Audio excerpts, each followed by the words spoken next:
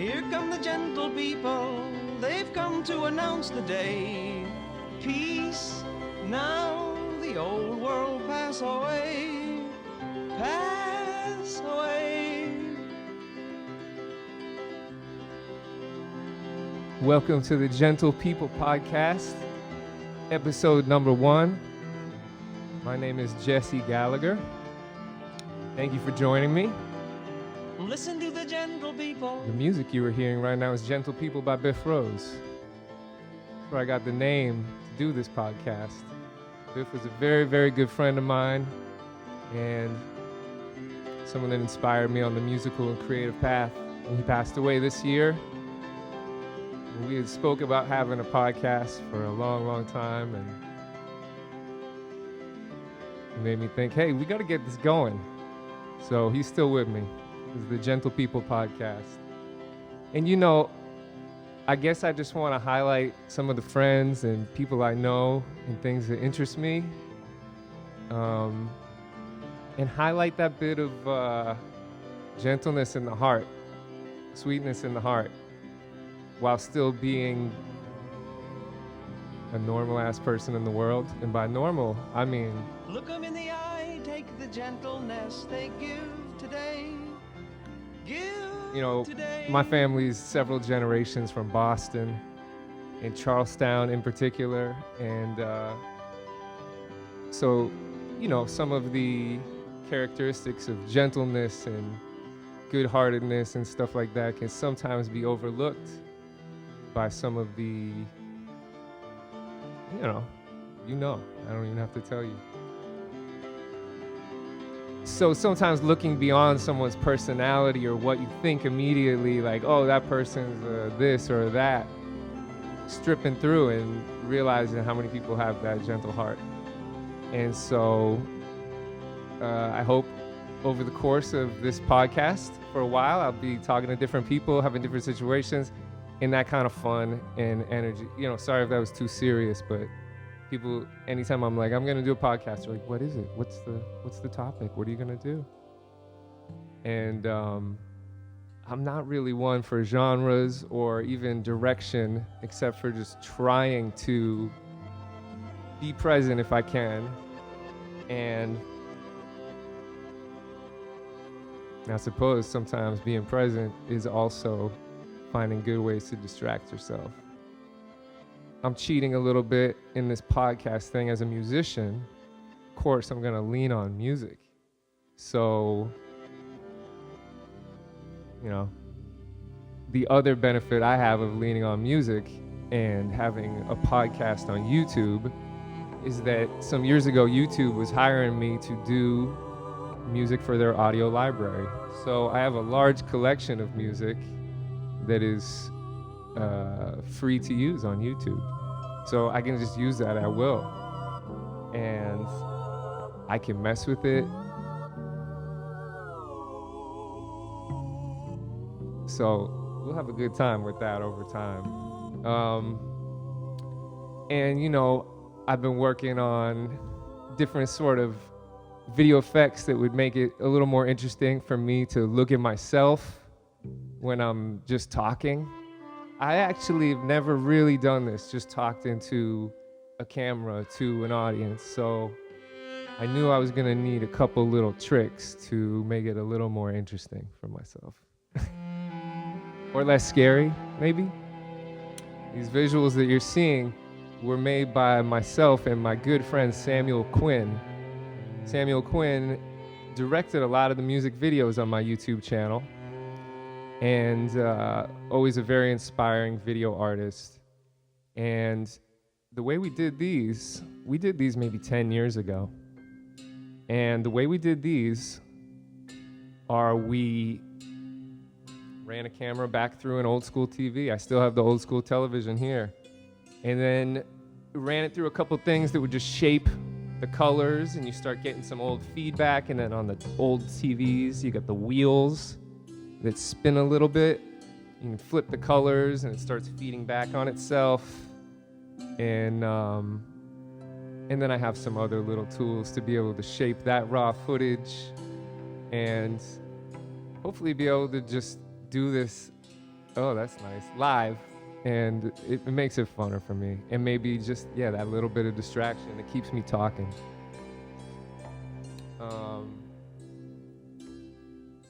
So, yeah, I haven't put up a video on YouTube in I think 2 years. And I have like 65,000 subscribers or something, and amazing people that have been writing me and are so cool and supportive. Yoga teachers and musicians and filmmakers and artists and people that just get fired up and use YouTube and rock the comment sections and things like that. And so it's always a pleasure. The video thing for me, I always think in video, and in my head I'm doing video, but editing video and things like that are just not something that is intuitive to me. This music I made, so making music, and I recorded it in my house, so making music is intuitive to me and multi-tracking, but video is a little much. So for quite a while I've been thinking like, okay, how do I make this TV studio where I can just kind of get it all done at once and make it fun? Because I like making videos. I've been doing this kind of stuff since I was a kid, but how do I actually feel comfortable about it? And I realized that if I wear a green screen bathrobe, that it'll be a little easier for me. So why am I doing a podcast? Well, I kind of said it there, where I was like, I want to do video, and I want to, interact with my YouTube channel and the world around me, but I don't want to sit and edit videos for too long, Oh yeah, let's see. It's interesting when the music drops out, how that just becomes me talking. Slow down the video a little bit, maybe. Let's see. See how much I can slow it down. Yeah, there we go. Cool. And then I think I can kind of make these shapes move just a little bit. Let's see if that can happen. Nice. So yeah, 2024 for me has been ridiculous so far. Actually, the last several years. Actually, my whole life has been fairly ridiculous. And I couldn't be more grateful and appreciative of the friends and people that inspire me in my life. This year I had an event where I got into this insane automobile accident. So many people rushed in to help me and to make me feel safe and whatever after I had this crazy automobile accident. And if I had my technology going just a little bit tighter today, I would throw up I would throw up. If I had my real technology going right now, I would throw up. But that's why I'm still working on that technology.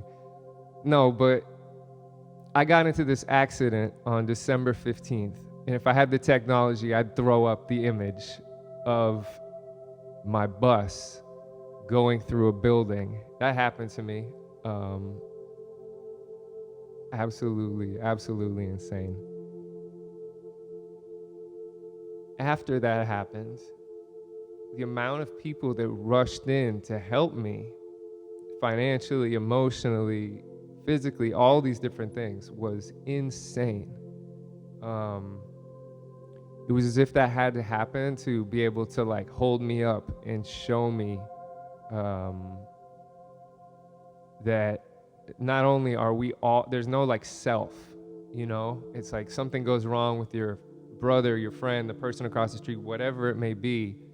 If you're in that vibration, you just help, and it's amazing the web that caught me and passed around. I mean, it made it so I went from having an injury that could have been like absolutely catastrophic to a lot of things in my life to actually feeling like, wow, that was maybe supposed to happen, maybe, because I learned so much from it, continuing to learn so much from it, and I'm in a completely different place than I had been pushing myself to be for the year. So, it's just interesting how the world works. Yeah, you want to know what happened? Okay, so I'll tell the story a little bit. This goes to, yeah, I'm going to tell the story, I guess. Okay, so this goes back to 2021, I believe. And I was living in Charlestown in a family home that my family had been renting for, I think, 57 years. So it had been since the late 60s.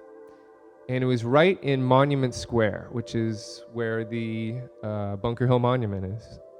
And the Bunker Hill Monument is the place of the first, big battle in the American Revolution, where the Americans started to actually take on the British pretty hard, and the British realized, like, whoa, we gotta watch out here. So that was also the first national monument. They built this huge monument. So my albums, The Inner Sound, and all the instrumental music that's on the YouTube channel was actually recorded in my apartment with a view straight up of this beautiful, beautiful monument. And so I had been living there for several years. Before that, my cousins. Before that, my great aunts. Before that, and it's in my family was many years in that neighborhood, so it was just a family home. And then right after the pandemic, the older person that owned the place passed away, got passed along, and sold so quickly it would make your head spin, and it did. And it was in the wintertime in Boston, and it was a 30-day notice that was delivered in the most ridiculous fashion to everyone in the building, and it was just a nightmare. It was a nightmare. And the pandemic had just ended, and so I didn't know what to do, and I really felt wild. I felt was like, what am I gonna do? This is crazy. Like, I had just spent so long being in my apartment, being home, figuring out the pandemic. And Boston, I've been there my whole life pretty much, and it's changed so much that it's so difficult to live there if you're an artist or a musician or someone that didn't go into the biotech field or the collegiate field or whatever. You have to hustle or have been here a long time and have friends. And so, but it was difficult to find another place, and it was in the winter. It was like, yo, I'm about to be homeless. This is crazy. Homeless is a loose term. I mean, I have like all this music equipment. I got to get a storage space, all this stuff. Insane. So at the time, I was actually in a weekly meditation group with the Duncan Trussell family. It was called Journey into Boredom. And we would do a weekly meditation and then just kind of, chat it up a little bit. And during the pandemic, it was so helpful to have that going on, a little community. But anyways, I kind of threw it to the people. I think the day that it happened, I sent it over to everyone and said, what am I going to do? This is insane. I don't know what to do. And I was kind of bugging a little bit, or a lot of bit.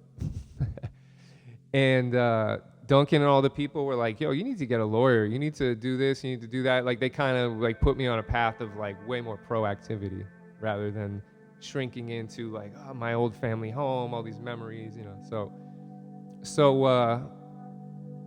I ended up getting a lawyer. Long story short, the person selling the building or the person buying the building did realize that they had to give some money to the people living there if they wanted to go out that quickly. So I got a little bit of money, and I started looking for apartments. And when I was looking for apartments, I just was thinking to myself, like, the value of these apartments right now is not equal to what I'm getting here. And, and I've been living in Boston for 20 years. Sorry if I'm just rambling, but that's what this podcast is. I've been living in Boston for 20 years. I know what a kind of good value is or something. It's getting a little ridiculous. So I said, you know what? For 2024, I know there's going to be a volatile year politically. I know it's going to be volatile. People in Cambridge, Massachusetts, where I was, are going to get fired up. They're going to get fired up. And I kind of wanted to travel around in a bus and just see what else was going on.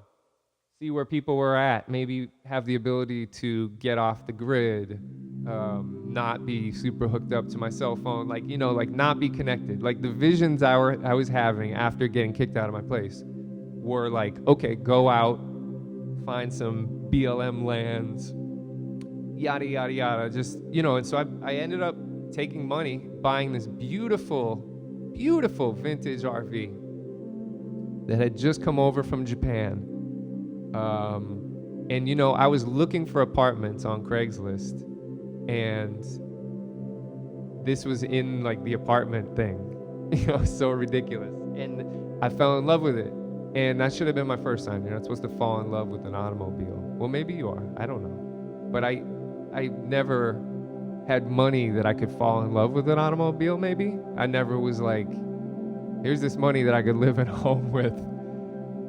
Or I can get a big automobile in a storage space. And, you know, I spent so many years on the road traveling in my earlier days with Apollo Sunshine, my band, that I am good with traveling. I love it. Yeah, I really like it.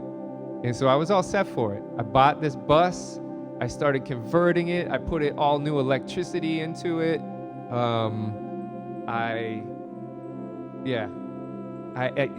Well, the bus saga could continue for a while. And there's going to be another story with the bus. And maybe I'll have to pull in my friend Edon for that one, because me and Edon took a road trip across country to do this music festival, film festival thing at Cut Chemist's house. Edon and Cut Chemist are both amazing musicians. You should definitely check them out. But we did this road trip across country and had some pretty wild breakdowns. And that's a whole other adventure. And that's kind of why I want to do this podcast. I think I went through a midlife crisis. I've gone through the Saturn returns. I've done and I remember a lot of these are funny as fuck, you know? So anyways, the saga with the bus. Let's just say the thing broke down in a way that it took almost a year to rebuild right after I bought it. And I got a good road trip in it with Edon. We had fun. We camped out, but that thing needed to be completely rebuilt. And, you know, I had some amazing mechanics that sold me the vehicle, and they were like, we're going to rebuild the engine. We're going to do this whole switch. It's this thing that's experimental. It involved YouTube, this like YouTube community of this LS engine community. And, and he took like a year. Sweet dude, working super hard. They're all into hot rods up in New Hampshire and race cars, and he's like, I'm gonna put this fucking crazy engine in the bus, and it's gonna be awesome. It's gonna be like a truck. You're gonna be hauling ass. It's gonna be ready at this time. And it was ready like a year later. So in the meantime, I'm floating a bit. I'm waiting for this vehicle to be, like, it's so ridiculous how it's working. Luckily, I have like some home bases. I'm not like flailing or anything, and I have amazing friends. But I'm working a ton in Cambridge. I run a music venue there. I've been doing that a long time. So I'm living out in the suburbs and driving back and forth in my little Prius, working all the time. Not the best, waiting for this bus to come and be like, dude, I gotta get out of here. You know, all my stuff was in, that's the other thing, all my stuff's in storage. Couldn't feel. Finally, the bus gets fixed. It is fixed. It's November.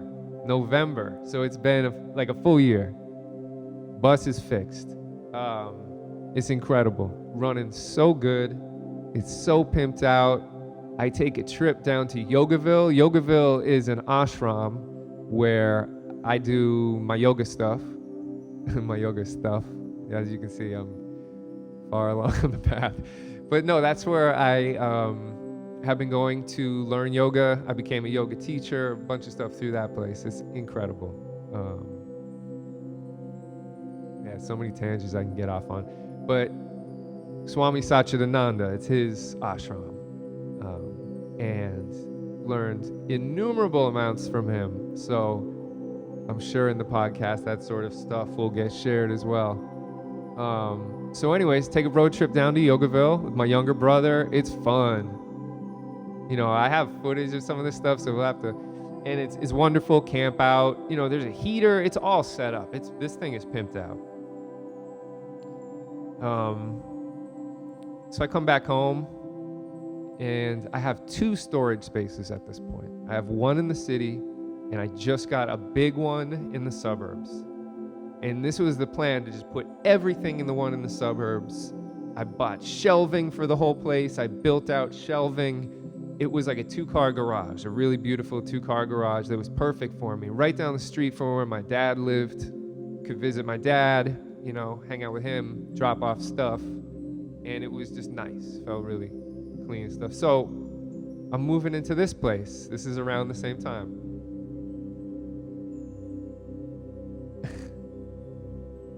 I am supposed to work at the lily pad, just bartend, do a little sound, run a show. And the next day we're having this big community yard sale. And I'm thinking to myself, like, if we're having this community yard sale, like, I gotta get my stuff together for the community yard sale. Let me ask one of the younger bartenders if they can come in and cover for me. It's like a Friday night. So I hit one of them up. They're like, sure, totally, we'll come in. Sounds great. So I'm like, great, off the hook. So I grab tons of stuff from one storage space with the bus. First time I've taken the bus to the storage space in the city and driven it out to the country. Packed it up with so much stuff. It's maybe 5 p.m., December 15th. I pull up to the storage space, slow down, go to park, throw the brake on, and the bus doesn't stop. It actually speeds up,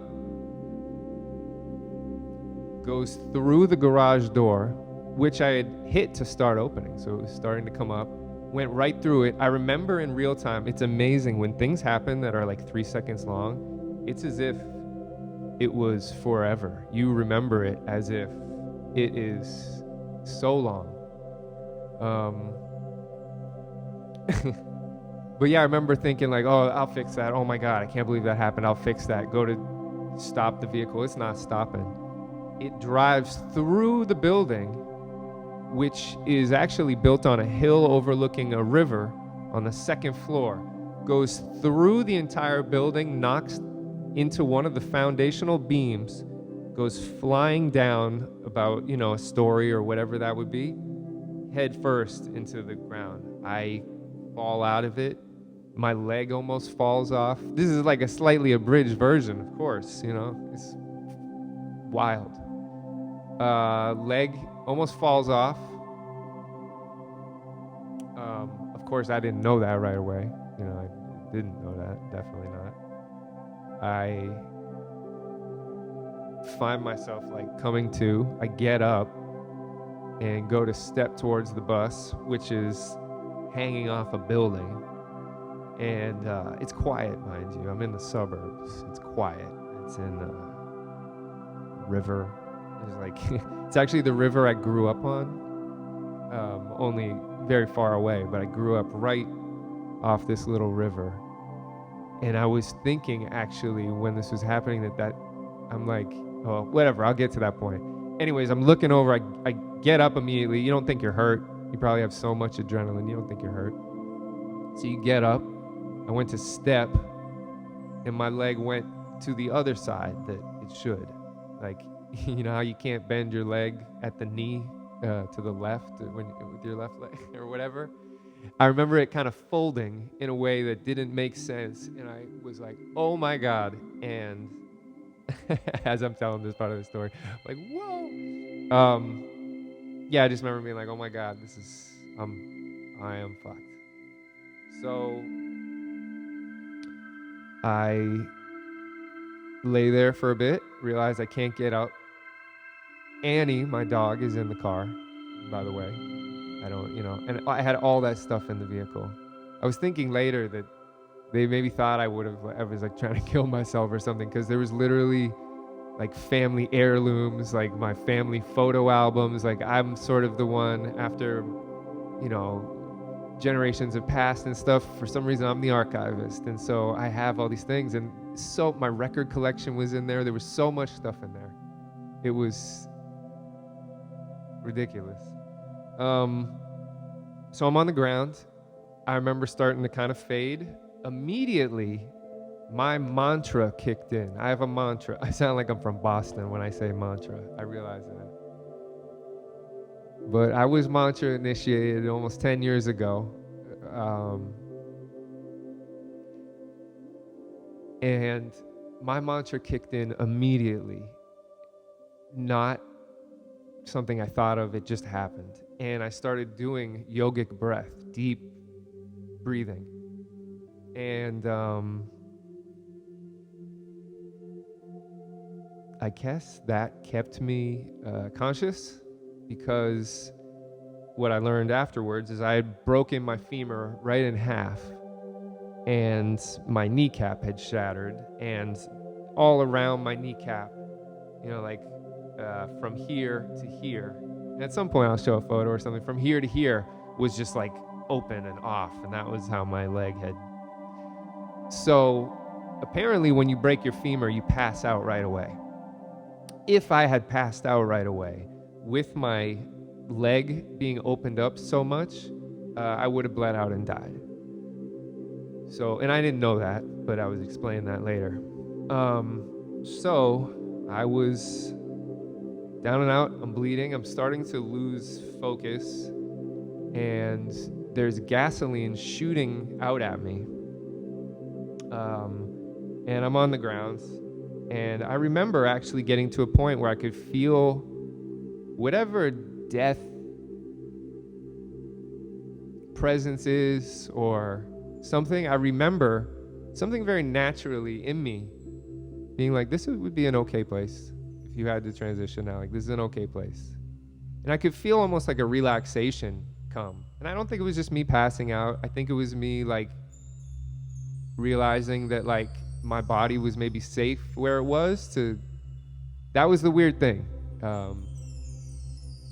If I kind of digress real quickly before this, my friend Biff Rose, Gentle People, who he passed and I was with him, and I was actually holding his hand when he passed.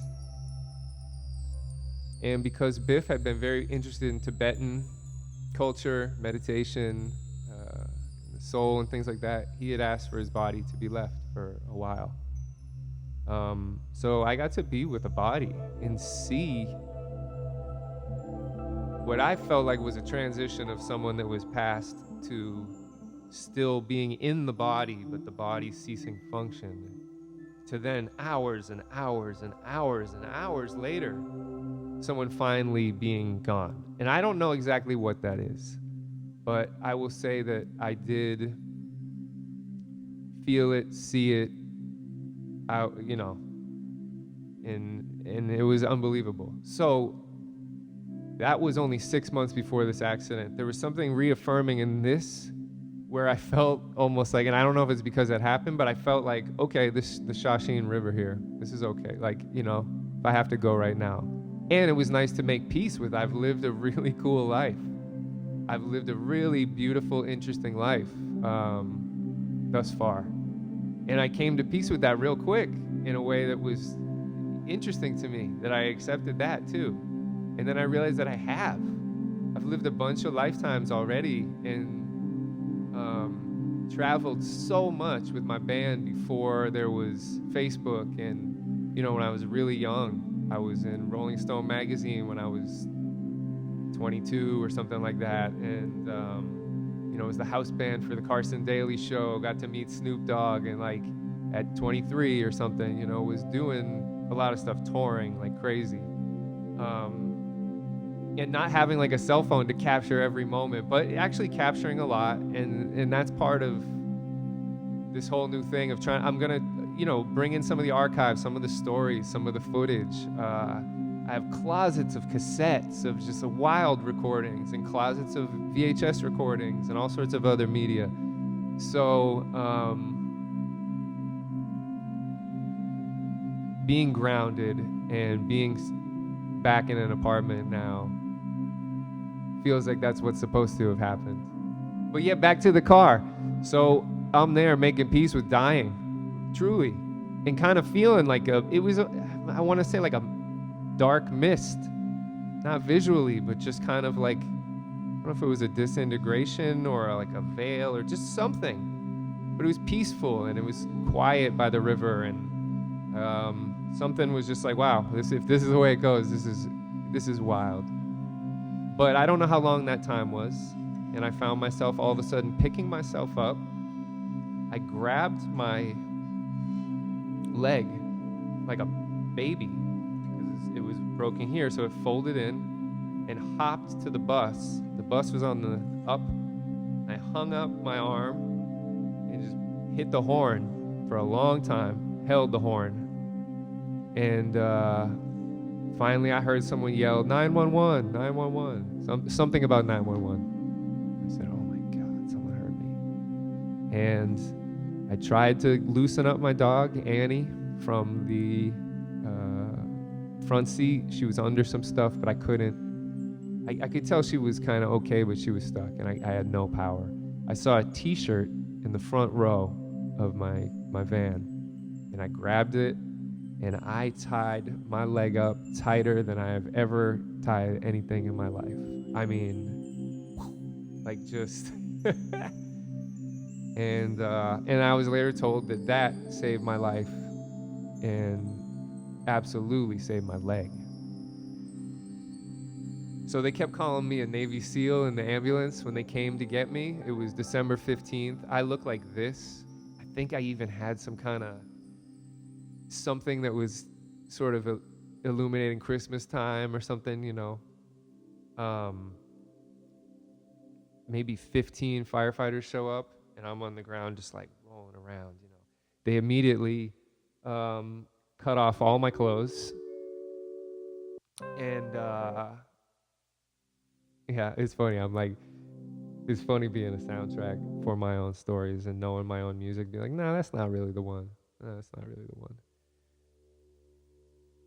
No, that's not really the one either.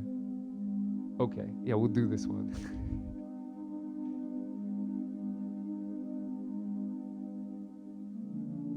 So the firefighters show up and the EMTs. It's December 15th.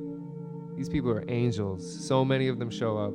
The firefighters immediately run to secure the building because the building seems like it's going to fall over or something insane. I'm not able to look at my leg because I know it's so disgusting that I remember seeing it for a second when I was tying it off, that I know if I looked at it, I would just lose it, pass out. So I'm looking at the eyes of the EMTs and just kind of like trying to see what their reaction is, and they look like, oh. Some of the firefighters, I see them like turn away and walk, you know, like, these are badasses, and it was just like, okay, I could tell me like this is really serious, you know. Another story about me is that I haven't been sick or have had to do anything medically for like decades. So any of this stuff is new to me. Even getting an IV, all this stuff. I'm such a yogi, kind of like, I'm not necessarily a hippie, but I'm, you know, I stick with a sort of like organic, light vegetarian diet. It seems to keep my particular temperament going without getting sick or having to get into too much Western medical business. But this was like full blown. So, so they I feel like they took a piece of something metal or something that had blown off the building and just put it under me and just shift me over to get out of the way of the gasoline and stuff pouring down. And then they cut off all my clothes. Not all my clothes, but they cut off, you know, what I can remember as my clothes. It was, you know, and my clothes are all cut up, so they cut off my clothes. I think they left my boxer shorts on. I think they gave me a Johnny. It's incredible that I can smile and laugh about this because, my leg got so fucked up. In the last 6 months, I went from living for a month in like an assisted living facility for elderly. All my roommates were in their upper 70s, 80s, 90s, and it was all through Christmas and New Year's. And so I couldn't do anything. Then I was in a wheelchair, then a walker, in crutches, and a cane. And I'm just starting to lose the cane. Today was one of the first days that I went for a fairly sizable walk outside without a cane.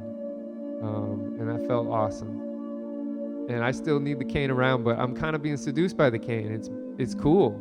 It fits my sort of vibe, I guess, the having a cane. I didn't know. And people keep saying like, wow, the cane actually is pretty good on you, you know. So I'm being a little seduced by the cane, and that's okay. So they shoot me up with fentanyl in the ambulance. And there's a guy, man, the angel of the whole process, and I think of this all the time, and I do tear up sometimes, is when you're laying down, there's someone that's opposite you looking right here. So, I mean, he's like right, I don't know how to show it like that, but you know what I mean. He's flipped over looking down at you. And so you're just locking eyes with him, and he's talking to you, and that is the chillest dude. He's the dude that is just keeping you present, keeping you awake, keeping you calm. You know, it's like one of those jobs where you're like, I wonder if he's even a nurse, or if he has like much medical things, or if this dude knows the medical stuff, has his EMT, and is just the chillest dude who can just look someone right in the eyes and just keep them focused. Because, man, they had a couple people doing that to me during, like, obviously this is the worst pain you could ever imagine in your life. Maybe you've had worse pains. It's giving me a new understanding of pain, suffering, physical ailments that I never had before. If you go back on my channel, watch my yoga videos, my body was fairly loose and supple, and I was grateful for that. And so to be so limited, it was a whole different experience that has changed my perspective forever. So there's another gift of having this happen to me, you know, not to mention slowing me way down and allowing me to revisit, like, why were you getting a bus and taking off, going and living in BLM lands? Was it because you were pissed at, you know, the city of Boston, or you were frustrated and just like that you couldn't find home security after so many years of being, you know, what you thought of as service and culturally of service? And, you know, I living in Boston and running the lily pad and running an art space, you take certain financial, you know, I'm not getting six figures running a small art venue with my friends. But culturally, we've been there for 20 years. So it's like that, and we're right down the street from Harvard. We're right down the street from MIT. So that sort of thing has just spread. And you can't quite put a price on that other than, you know, but whatever. I'm not doing it for money, clearly. But because of that, all of a sudden your neighborhood that you love is pricey. Everyone is cool and hip there, and you can't afford to live there anymore. So I started recognizing, like, what is it? Oh yeah, that's why I was kind of running away, you know. So, and I would have done it in style. I was building a recording studio in my bus. I was gonna take this YouTube channel on the road. Like, it was gonna be cool, for sure. It was gonna be fun. But when I think about it, it was a lot of my own mental projections willing something into being, a lot. And in my life, I've sort of learned that, like, you can have some of the more basic ideas for something, but when you are some of the bigger things, like, you got to sort of find that frequency field or something between your own will and just what is actually real and happening. I feel like sometimes, at least for me. I'm sure there's people that can do all sorts of crazy stuff with that. But being back in a community, and I'll tell you how that even happened. So anyways, yeah, they throw me into surgery, they throw me into MRI machines, they put a titanium rod in my leg, they put 3 screws into my knee, and then another screw that's holding my kneecap in place. Insane. And yeah, the recovery was nuts. I was in a trauma ward for a week. Totally crazy. And the particular town that the hospital was in that I got brought to is not necessarily it's a hospital that the trauma ward would be hopping. We'll just say that. And that there's a lot of people struggling in there. And so it was pretty gnarly. And it was right around Christmas. I was literally sitting in there, completely unable to move, so messed up, and watching all of the Christmas movies, all of the claymations. And in my head, I was so grateful to be alive. I still am. And I was already grateful to be alive, but I am so grateful to be alive. Like, I was grateful to be alive, but I was like hurting. I was being worked too much. I was commuting too much. I was like not sure exactly what the direction was, you know. My creativity is a bit like these video projections. It's hard sometimes for me to... Oh, great. That's going to be, if I ever get more famous on here, that's going to get cut up and put on some fucking Illuminati shit. Nah, it's nice to make a what's that thing called? I was going to call it a porthole, but it's not a porthole. The fuck was I talking about? This is going a little easier than I thought it would. You guys probably left like 45 minutes ago, but the thing is I knew if I could get through this first one, then I can lean on my cool friends and lean on some of the people that are smarter and more interesting than me. And I want to get my dad in here, because I still don't think he knows what a podcast is, sort of, or he doesn't think that he's interesting. And I'm like, Dad, you're interesting, trust me. So moved from the trauma ward to rehab hospital. At the rehab hospital, my younger brother, he flies in from, I don't remember where everyone was sleeping. Everyone all of a sudden was bedside. I mean, I was messed up. And yeah, he's like, you need to do a GoFundMe. Like, you don't know what's going to happen. You don't know anything that's going to come out of this. You don't know anything. I mean, I didn't have an apartment. Like, you know, it was wild. So he's like, you need to do a GoFundMe. So he helps me kind of set one up a little bit. One day in bed. Oh, also, you know, I smoke pot a bit. You know, of course. Look at me. And so when this happens, you just stop doing anything. You stop smoking pot. You stop drinking coffee. You stop, you know, you're like, whoa, my leg. So, you know, you get that 10, 12 day clarity of detoxing from everything and your leg and all this stuff happening. It was like, whoa. One day it hit me. I woke up at like 3 or 4 a.m. Just got on my cell phone and I just started typing out the story on GoFundMe that my brother had shown me. What was really weird and surreal is that my friend Biff Rose, again, I feel like when I say Biff, I should throw in his music. Oh, but I have to do it when there's a song in the key of C. Yeah, this is in B flat. Let's see if I can tune it up.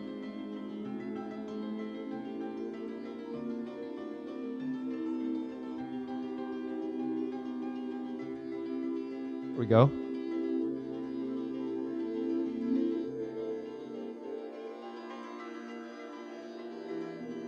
Anyways, when Biff passed away, we set up a GoFundMe because we did a memorial celebration.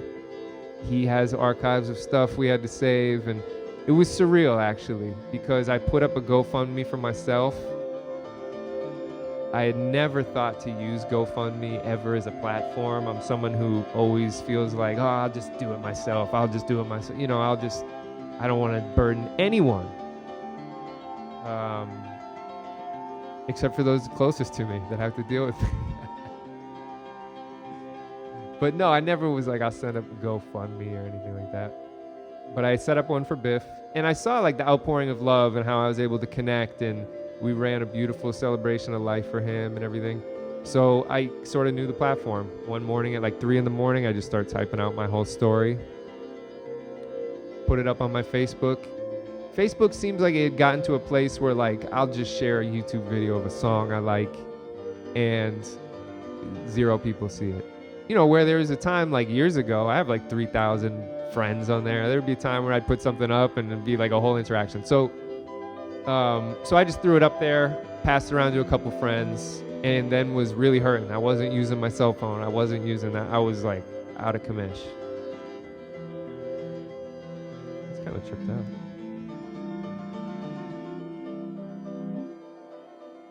Anyways, people start donating like crazy. Like people coming out of the woodwork that I hadn't talked to except for like, you know, touring years and years ago. Old friends, friends of friends. The timing, I will admit, was perfect. It was like, you know, 2 or 3 days before Christmas. It was like, what, you know, in some ways it felt like a Christmas miracle. Not just getting the money, the whole thing. I love Christmas, and for me, obviously not the commercial part of it, and not the religious. There's just something, obviously there's something about it. Are you kidding me? Could be just the lights. Maybe it's the lights. But that time is a bit mystical for me. It's obviously mystical because the sun's at the lowest point too. You know, it's like when you live in New England, you feel December 21st, December 22nd. So I wake up clear as a bell, no weed, no coffee, searing pain, in a hospital bed with elderly people. Get on GoFundMe, boom, boom, boom, boom. Money starts flowing in. And then family starts visiting, friends start visiting, people start coming, and it's incredible. It was overwhelming sometimes. I was in so much pain. Sometimes some of my best friends would show up and I'd literally be crying because it would be so. Some of it was learning a regimen of just taking Tylenol and some of the pills. I had never taken Tylenol and things like that. So that was ridiculous for me. If you miss something or whatever, all of a sudden you are fucked. Sorry I swear so much. I am from Boston. Yeah, you know, that's about as bad as I get. I don't really say too much more, but you know, it'll be a while before I edit myself. And I'm sure when I watch this back, I'll have a bunch of ticks or tells or whatever they're called when you say like. I watched the podcast I did about a year ago with the Integral Yoga at Yogaville, and I said like. Oh, I also said yes. I was like, yep, yes, yep.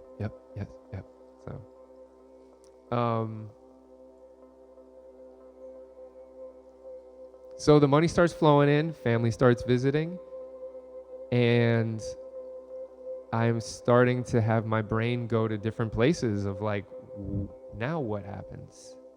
Do I walk again? Can I walk again? At this point, I'm cool with even being in a walker. Literally, you're so happy to be alive that you're like, I could be in a walker for the rest of my life. That's okay. I love making music. I love, you know, you're so grateful to be alive. Well, that's at least what happened to me. I should always preface. It's not what necessarily would always happen to everyone, but that happened to me. And the people around me and the support was what was doing that. And that's, I guess, what I mean about not having as much of a self. You get so damaged that you're not thinking about like any preferences. You're not thinking about like what you like to do, what you can do. You're like, I am terrified to use the toilet because that will involve getting up and having to walk and then use a toilet. So there's not much of a self or an ego or whatever, you know,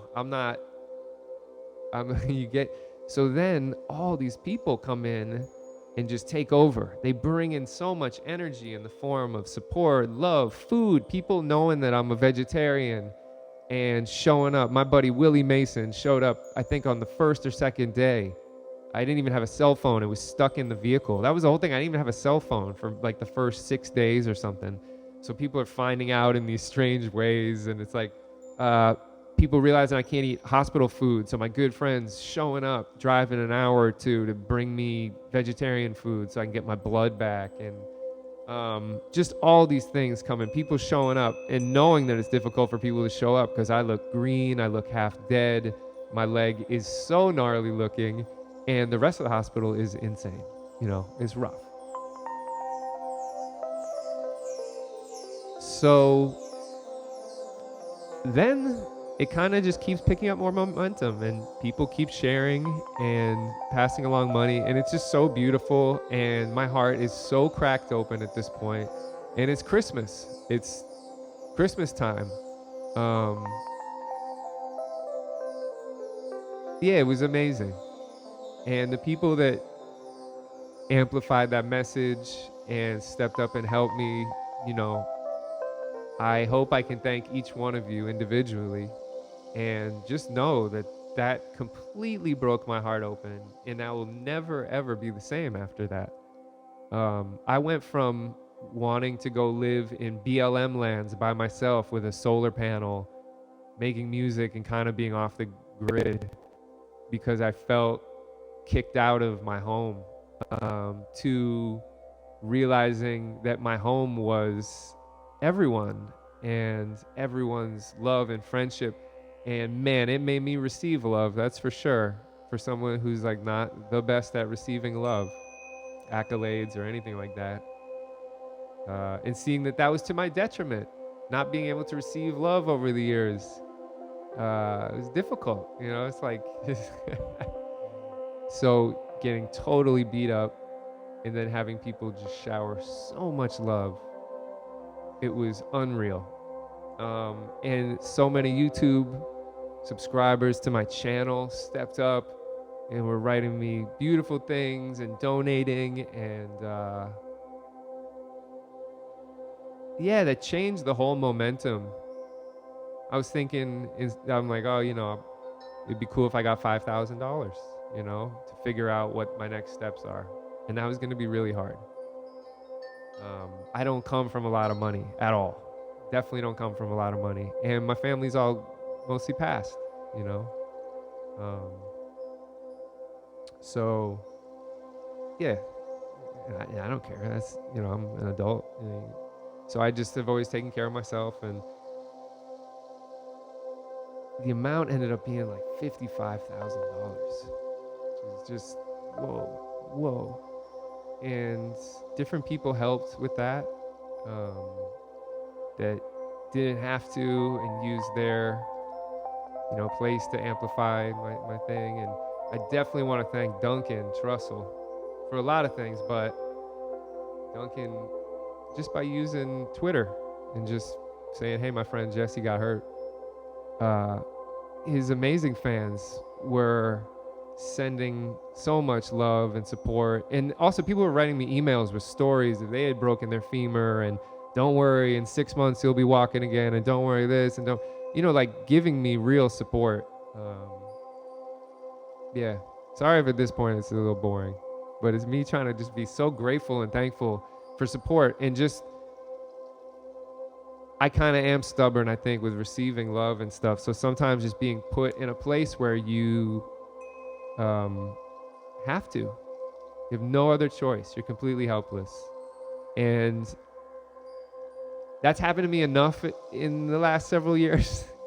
Not completely like that. That was by far the worst. But that sort of thing where it's making me realize, like, okay, you need to integrate this love. You need to share. You need to receive. You need to, like, so that this doesn't happen again. Because it's like the universe has me on a track, for sure.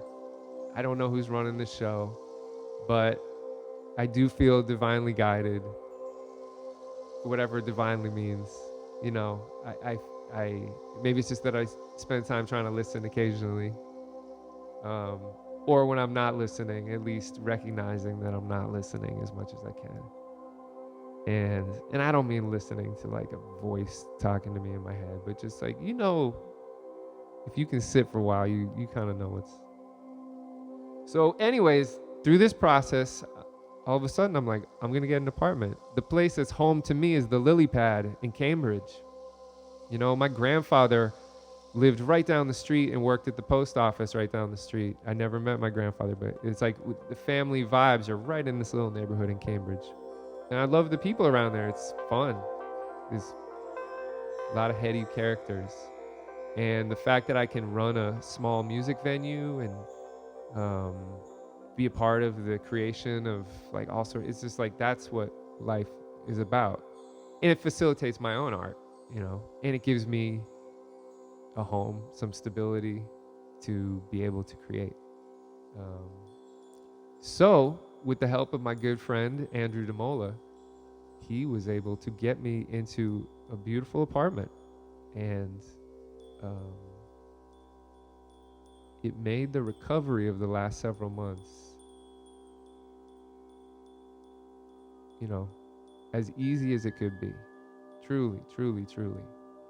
I mean, I didn't have furniture or anything at first. I had a bed, I had a couch that I could lay on, and I couldn't move. So I would just lay. There was a lot of sunlight. Just lay and look at the sunlight. There was an elevator, so I could eventually get Annie back and be able to take the walker and just walk her outside so that she could use the restroom, and like just simple things. And every step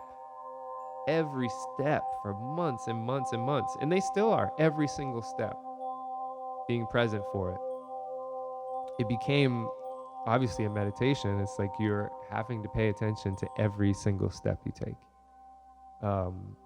and feeling where those steps are moving around in your body. What are they doing? What are those, what are they affecting? And during this whole process, anyone that's injured has known, like, each time you work on a new muscle group, it gets super sore and super crazy. And so when you have something really hardcore that happens to you, and you're, oh snap, come over here. Come over here. Say hi. Hi. This is my girl Annie. You want to say hi? Annie's 11 years old. She comes with me everywhere I go. How you doing, baby? You want to say something? You want to say something on the mic? You want to say something? Yeah? Okay, all right.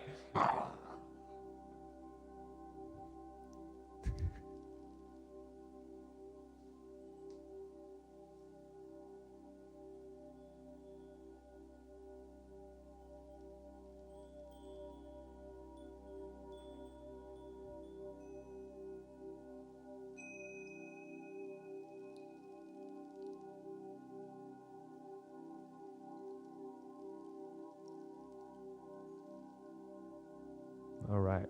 Well, that was a lot. I'm excited. So I'm here. I got this cool little studio that I've been setting up with the help of other friends. Now I can move around stuff. Now I can do things.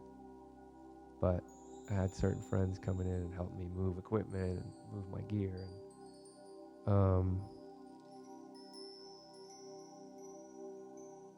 let's see. Yeah, nice. So what's in the future now? What's going on? I got this YouTube channel. I got you, 65,000 subscribers. I keep saying YouTube. I'm gonna, I guess, put this on as a audio podcast places too, right? Like Spotify. Spotify has helped move my music around so much. I certainly will have to put a podcast on Spotify. So I'll figure out how to do that.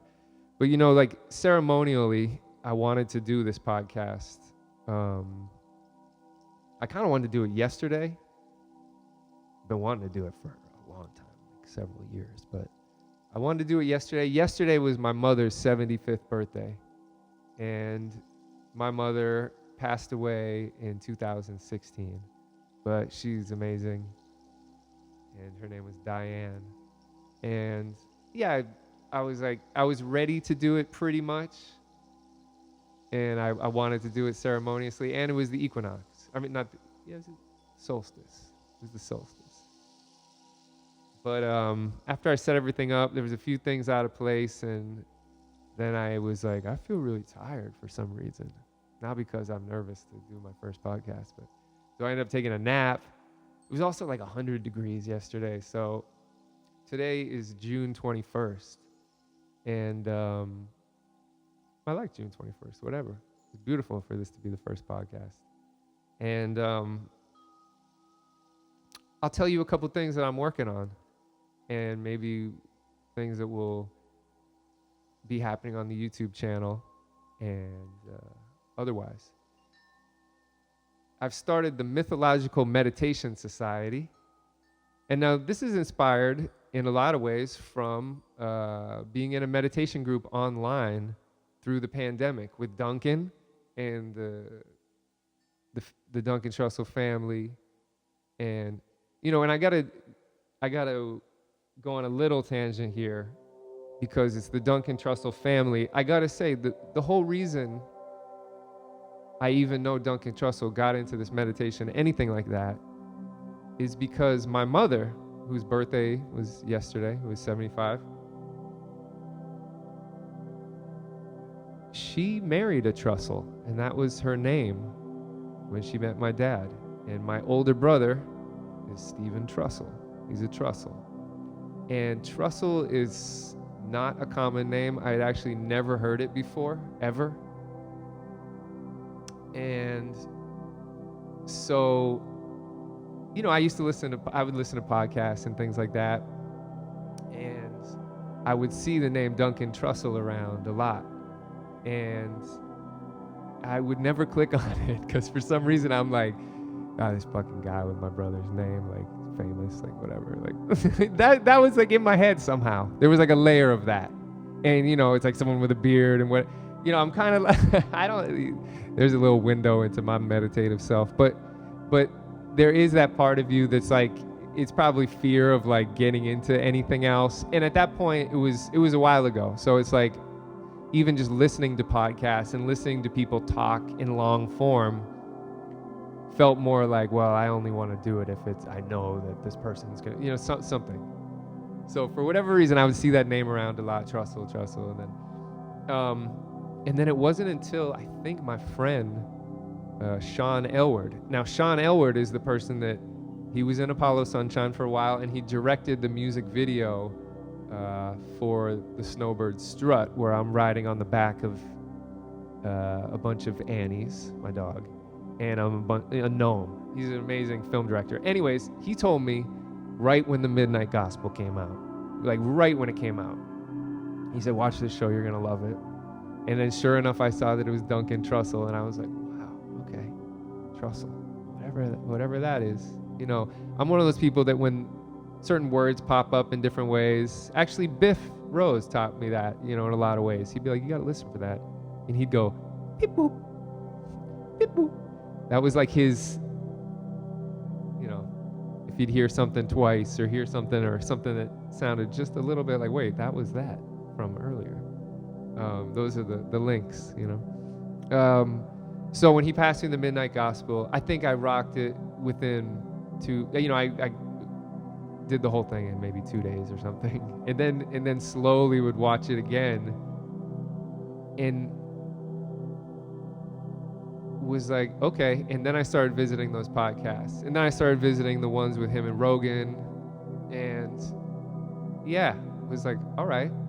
And he started, I don't know how I got into it, but right at the beginning, you know, maybe September 2020 or something like that, I signed up to be in this meditation group. And it's so low key. I mean, it's not even Zoom. It's like I'm not even on camera. I didn't even have to meditate. So people would gather. We'd be in our house and we'd get together, and Duncan would be as informal as ever. Just, you know, we're going to meditate. But it got some good conversations going. It got some good community going. Yeah, I enjoy it. It made me feel like it's possible to have a meditation group where people are in completely different places utilizing the internet. Like I'm the first person to figure that out. But for me, I'm used to meditating with other people or meditating alone. And I've been meditating a long time. So it was cool to have, and as you can see, I'm not always super formal, and I like someone dropping F-bombs and then being able to still drop into a space of expansiveness and whatever it may be. When I trail off in that, it's because words don't match what I'm trying to say, which is usually something that words can't express, which is another sort of Biffism. Tetragrammaton, I think it's the unspoken word for God. That was the record label that his album came out on, that was actually owned by Bill Cosby in the late 60s. And then I just recently saw that Rick Rubin made his podcast, the Tetragrammaton podcast.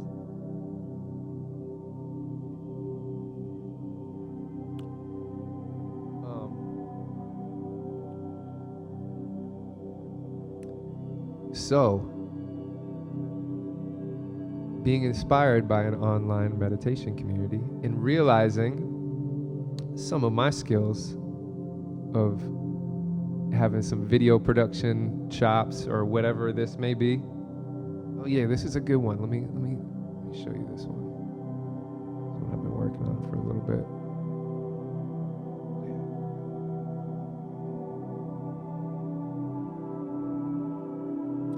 So,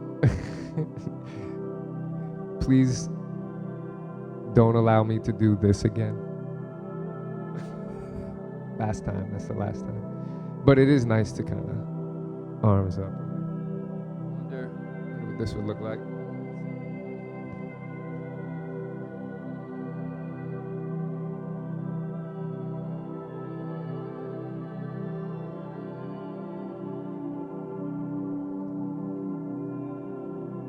Oh yeah, if I'm gonna do an audio podcast, I can't. Well, I guess the music can handle it for a little bit. Okay. I'm starting a meditation group. It's called the Mythological Meditation Society. I got that name from my record label, which is called Mythological Records. And I've put out a couple things on that, and Biff Rose came up with that name for me years ago. We made an album in 2009 called The Thorn 2. And he wrote right on the cover, Jesse Gallagher's Mythological Productions presents Biff Rose, and he would always call me his CEO, the CEO of Mythological Records. And he needed a record label. And so that's how that started. And I started loving mythological, the term mythological. I like the way it looks. And yeah, it's fun. So the Mythological Meditation Society, we're gonna meet every Monday. I'm saying every Monday morning, noon, and night, because it's on YouTube and whatever. And I'm gonna try to do 3 sessions every Monday. And those sessions will involve a 20-minute sit. I'll give little basic instructions, but also maybe involve a little music, a little bit of visual music, a little bit of this. Maybe not so much of that. I don't like when it gets all pixelated like that, unless it's like really well done. And I'm not really well done in it. I ain't really well done in it. So yeah, that's gonna meet. And if you go to jessegallagher.tv/join, there's a whole portal to do it. And I'm not starting it up just yet. I think about halfway through the summer. So a little into July, we'll start getting it going. Maybe I'll run some tests, and I'm gonna do more of these and just get stuff going. I'm turning on the switch. Mythological Records is turning back on. I am not driving off into the desert and living in a bus. I'm staying here. I'm in Cambridge. I got cameras. I got a green screen.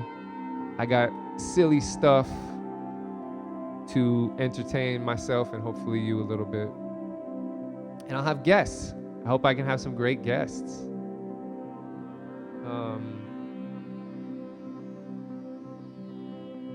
Yeah, what else? I'm gonna come out with some new records soon. I've been working on music. That's all I do. But again, funneling it into something that I can actually release. Sometimes takes a little bit from me.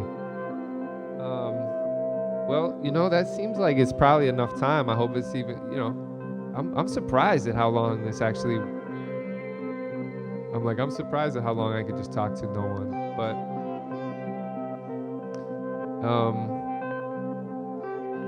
yeah. Who else do I want to thank on YouTube? Oh, I want to thank Emma Chamberlain. Emma Chamberlain is a YouTube celeb to the maximum. I wouldn't have known about her other than when I first started making audio library music for YouTube. I would be able to sort of see who was using my music, especially if like a lot of views were happening on it or something. And there were some really interesting ones, and maybe a podcast I'll show some of my favorite videos that use my music. But Emma Chamberlain all of a sudden came onto my radar, and I'm thinking, who's Emma? Actually, you know what? I'll play you the song that she was using so much, and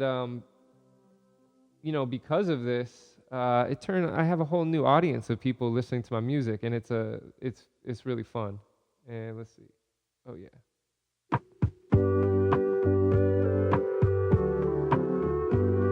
Yeah, and there's a music video for this one. You probably already seen it. Everyone's probably seen this. This tune's actually done a few funny things on YouTube. There's like a real right-wing kind of meme channel that uses this. And the slogan is, "It's time to leave Earth." But yeah, they're constantly on my channel for this song as well.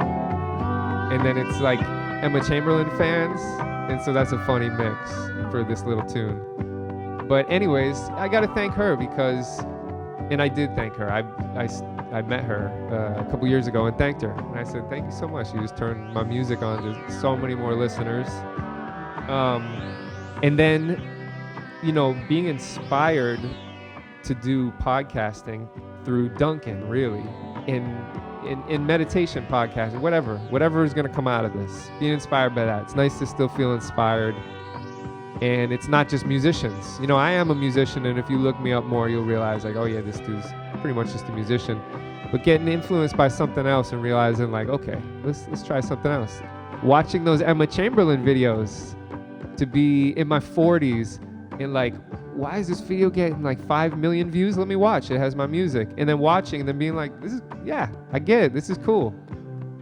Just being real. Just trying to not, I went into this today not necessarily knowing what I was going to say, other than a few things, maybe. And I am inspired by people that can just do that and keep my attention, and it's something interesting, So anyways, I'm inspired at a new medium. Duncan is doing some good video podcasts right now.